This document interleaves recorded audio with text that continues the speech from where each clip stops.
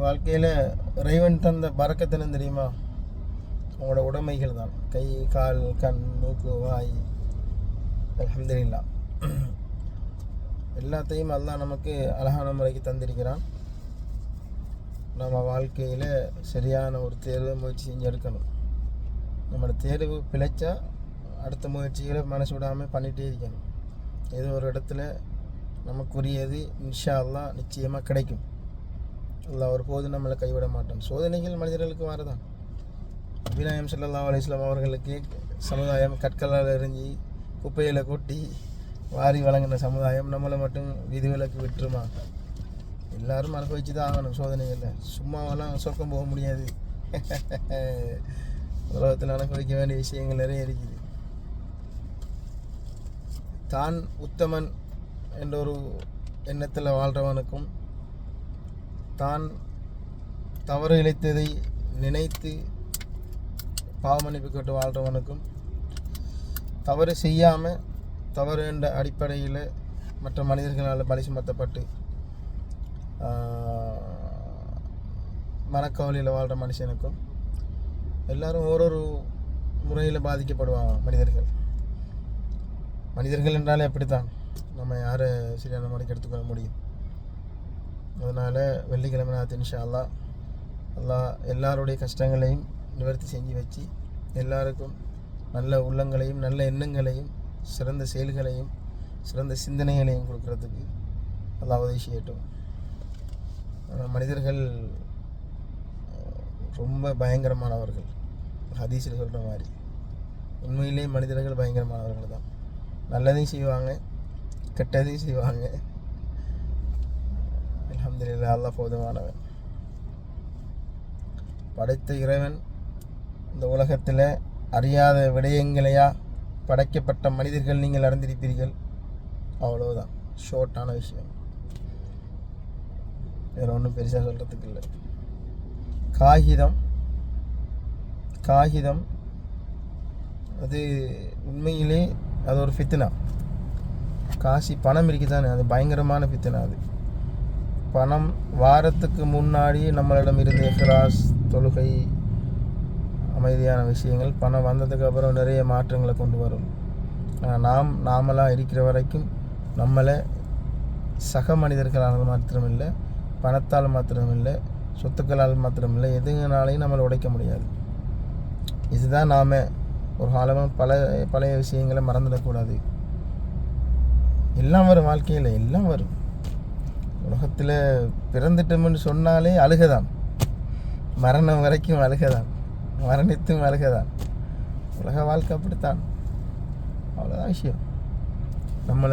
எல்லாரும் நம்மளை நேசிக்க மாட்டாங்க, எல்லாரும் நம்மளை வெறுக்க மாட்டாங்க. நம்மளை வெறுக்கிறவங்களும் இருப்பாங்க, நம்மளை நேசிக்கிறவங்களும் இருப்பாங்க, நம்மளை ஏற்றுக்கொள்கிறவங்களும் இருப்பாங்கல்ல, நம்மளை வரவேற்கிறவங்களும் இருப்பாங்க, நம்ம மேலே கோபமாக இருக்கிறவங்களும் இருப்பாங்க.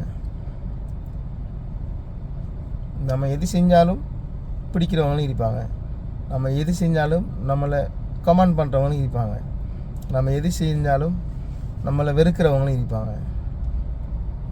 சக மனிதர்களை பற்றி நம்ம சிந்தித்து வாழப்போனால் நம்ம வாழ்க்கையில் வாழ முடியாது. நம்மளோட வாழ்க்கையே, நம்ம வாழ்கிற வாழ்க்கையே தவறுகள் இருந்தால் சீர்திருத்திட்டு சரியான முறைக்கு நம்ம வாழ்ந்துட்டு போக வேண்டியதுதான். அவ்வளோ விஷயம். இந்த பணத்தால் நீங்கள் எதையுமே இந்த உலகத்தில் செய்ய முடியாது. ஒன்று செய்யலாம், அனுபவிக்கலாம். அதுவும் குறுகிய நேரத்தில் அந்த அனுபவிக்க முடிஞ்சிடும். திண்டா நீங்கள் 100 ரூபா கொடுத்து தின்னுங்க, 10,000 கொடுத்து தின்னுங்க, 20,000 கொடுத்து தின்னுங்க, லட்சக்கணக்கில் கொடுத்து செலவழித்து தின்னுங்க. சரியாக 24 மணி நேரத்துக்குள்ளே கழிவாவி கக்காவை பேத்துருங்க. அதுதான் பணம். ஃபித்னாவில் மூழ்கிடாதீங்க. ஒரு மனிதனோட நடந்து கொள்கிற முறைகள் இருக்குது. அழகான முறைகள் இஸ்லாம் நிறைய விஷயங்களை சொல்லி தந்திருக்குது. அந்த விஷயங்களை சரியான முறைக்கு ஃபாலோ பண்ணுங்கள். கோபம், ஆத்திரம், அவனை பற்றி அவன் புறம் பேசுகிறதும், அவனை பற்றி அவன் கோல் சொல்கிறதும், சூழ்நிலைகளை தனக்கான முறையில் கெடுதியான முறைகளை பயன்படுத்தி கொள்வதும், ஒருத்தனை டவுன் பண்ணுறதும், ஒருத்தனை அசிங்கப்படுத்துறதும், அவமானப்படுத்துறதும், இதனால் நீங்கள் அனுபவிக்கிற சந்தோஷங்கள், மகிழ்ச்சிகள், இதெல்லாம் எந்த அளவுக்கு உங்களுடைய வாழ்க்கையில் ஒரு காலத்தில் ஒரு நேரத்தில் அல்லது உங்களோட பரம்பரையான வாழ்க்கையில் கொண்டு வந்து அடித்து உங்களை ஒரு நிலைக்கு உங்களுக்கு உணர்த்தும் பொழுது தான் மற்ற மனிதர்களுடைய மனக்கசப்பு, கஷ்டங்கள், கண்ணீர் வடிப்பு அனைத்தும் உங்களுக்கு அல்லாஹ் கண் முன்னே கொண்டு வருவான். நாம் இந்த உலகத்தில் யாரையும் திருத்த தேவையில்லை, நாம் திருந்தி வாழ்ந்தால் சரி. சமுதாயம் அது அப்படித்தான். இன்றைக்கி நமக்கு கல்லறியும், நாளைக்கு இன்னொருத்தனை கல்லறியும், அடுத்த நாளைக்கு இன்னொருத்தனை கல்லறியும், ஒரு வார்த்தை 100 வார்த்தையை மாறி போகும். இதெல்லாம் சகஜமான விஷயம். நாம் வீழாத வரைக்கும் இறைவனின் உதவியால் நம்மை எவராலும் வீழ்த்த முடியாது. இதுதான் செல்ஃப் கான்ஃபிடென்ஸ். ஒரு ஃப்ரெண்ட் ஒருத்தர் சொன்னார், இன்னமும் படிச்சுட்டா இருக்கிறீங்க வாழ்க்கையில்.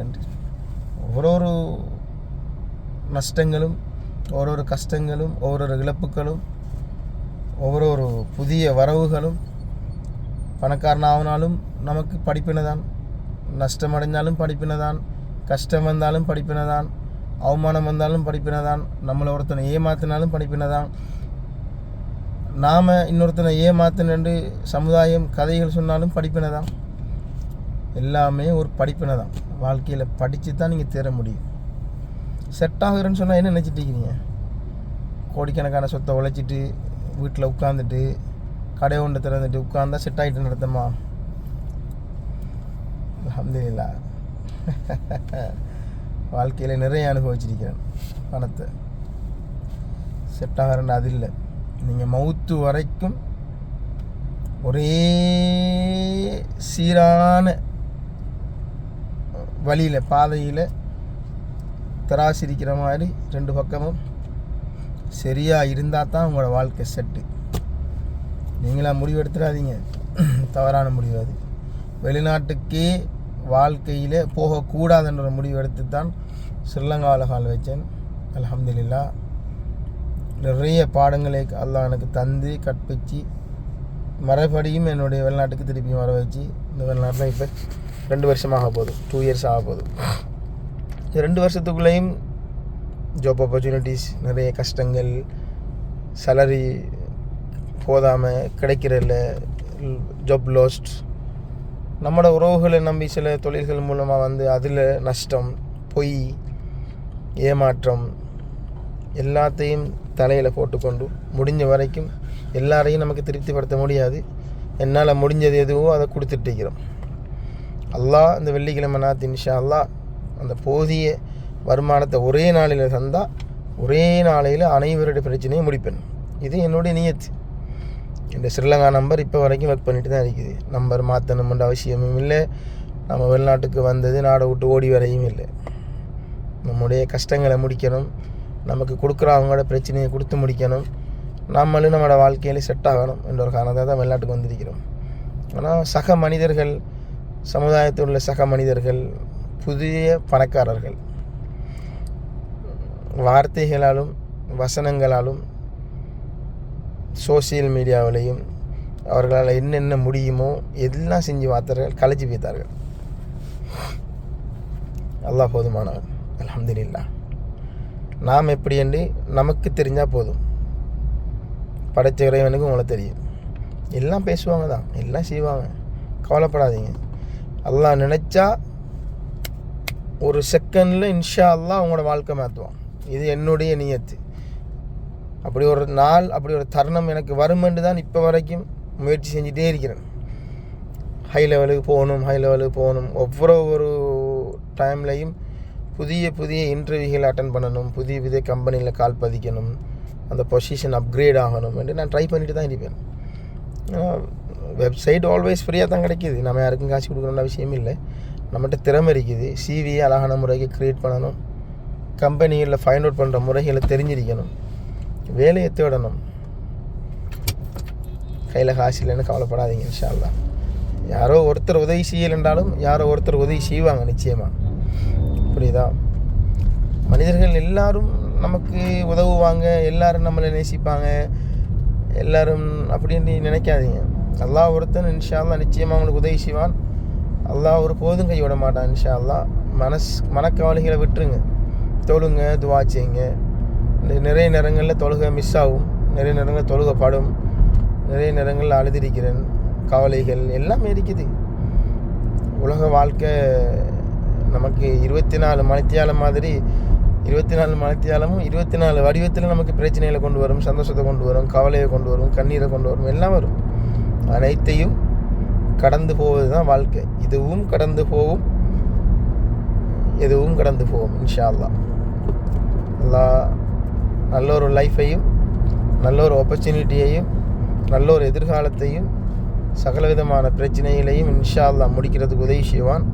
இப்படி ஒரு கட்டம் கிடைச்சா அல்லாஹ்க்கு ஷுக்ர் செஞ்சுட்டு அந்த தருணத்தை ஃபுல்லாக முடிச்சுட்டு ஒரே ஒரு நாள் இறைவனுடைய வீட்டில் டெலிஃபோனே தேவையில்லை இல்லாமல் யாருடைய எண்ணங்களும் இல்லாமல் ஒரு நாள் அல்லாஹ்வோட வீட்டில் அப்படியே நிம்மதியாக இருக்கணும். ஒருத்தருக்கும் எந்த கொடுமதியும் இருக்கக்கூடாது, யார்கிட்டையும் எந்த குறைகளும் இருக்கக்கூடாது. எல்லாத்தையும் முடிச்சு விட்டு இந்த பணம்ன்ற ஒரு ஆப்ஷனே தேவையில்லை. இறைவன்கிட்ட அந்த கையால் இருக்குது. அல்ஹம்துலில்லாஹ். அழகான முறைக்கு எக்ஸ்பீரியன்ஸ் கல்வி இருக்குது, அது போதும். அதனால் மௌத்து வரைக்கும் வாழலாம் என்ற நம்பிக்கை இருக்குது. பணம் ஒரு ஃபித்னா.